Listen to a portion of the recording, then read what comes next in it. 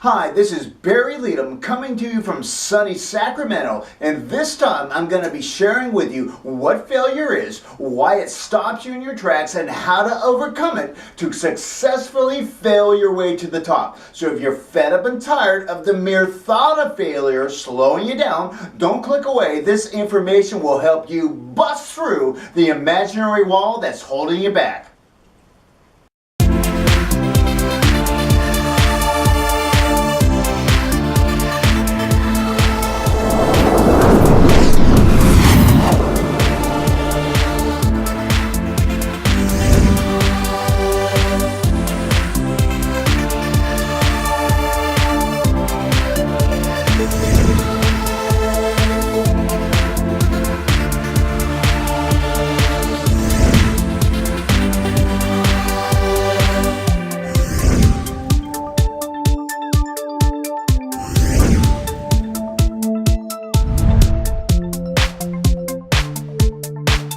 Failure is inevitable in many things in life. You know that. You learn this fact of life at a very young age and developed a response to failure that followed you into adulthood.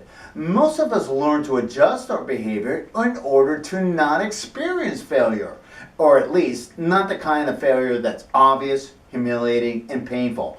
And you do that by avoiding all risks and playing it too safe in life.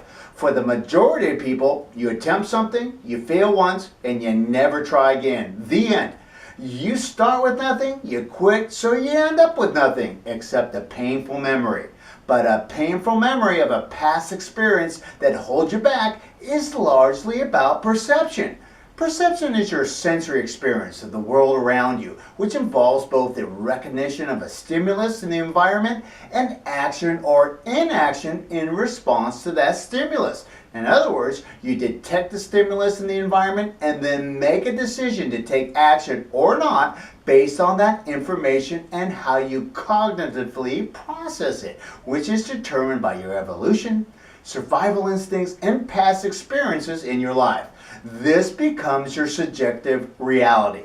But it's one thing to be aware of a stimulus in your environment and quite another to actually become fully consciously aware of what you've just experienced and perceived. In other words, when you view or experience something that you perceive as unpleasant, in order to move forward towards success and to complete a goal, you must begin to distinguish between your subjective reality and what has objectively occurred. You need to step outside your instinctual survival mechanisms and past experiences you perceived as threatening as a younger person and just perceive the stimulus as it is factually, with no emotional connection at all. Now, I realize this is easier said than done because everything within your programmed fight, flight, or freeze survival instincts is telling you to avoid the perceived danger or risk. But with practice, you can first attain awareness of your instincts and perceived experiences by first writing them down on paper. You must commit to writing to trace the influences and cause of your fears and shutdown.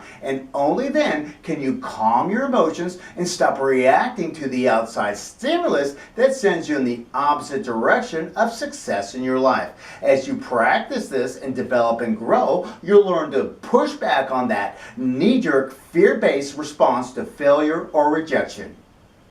Our culture has countless sayings to attempt to counteract our instincts to avoid failure, such as, no pain, no gain. If you first don't succeed, try again. What doesn't kill you makes you stronger. If you want the rainbow, you have to put up with the rain. And yet, if you're honest with yourself, the degree to which you have internalized these old sayings is not etched in stone. So you set the bar low in your life. You excuse your lack of effective choices or your willingness to quit with equally famous phrases like, I'm only human. I can only do so much. I guess it wasn't really meant to be. Or you disguise your choice to quit after experiencing failure as choosing a Zen-like state of balance and contentment in your life.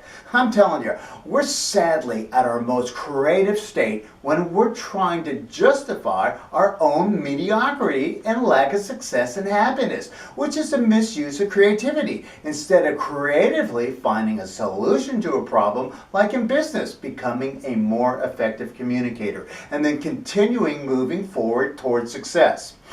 How often do you unthinkingly change your behavior in order to not experience failure? Put another way, how much and how often do you not try something so you just don't fail? Probably more often than you realize, because every cell in your body has been programmed this way through the evolutionary process of instinct and childhood trauma.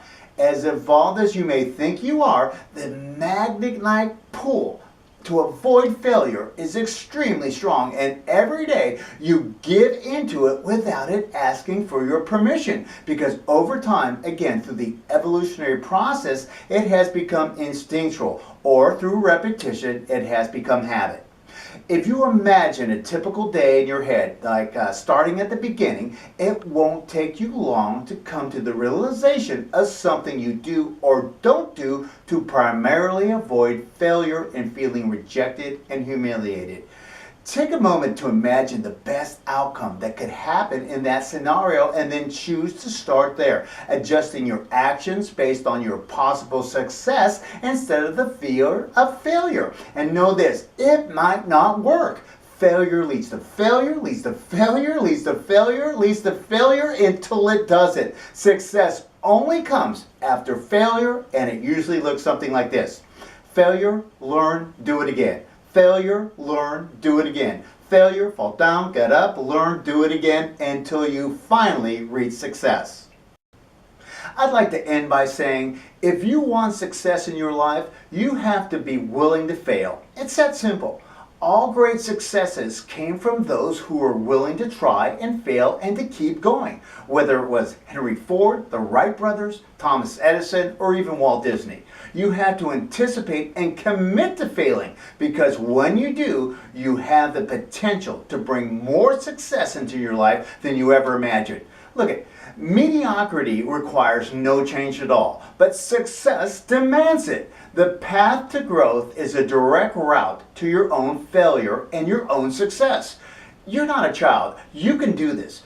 Be courageous, be confident, be bold, and make a conscious decision today to not be afraid of it and fail your way successfully to the top. This is Barry Leadham. If you got value from this video, please feel free to share it, like it, or it'd be awesome to read your comments down below. See you next time. Bye-bye.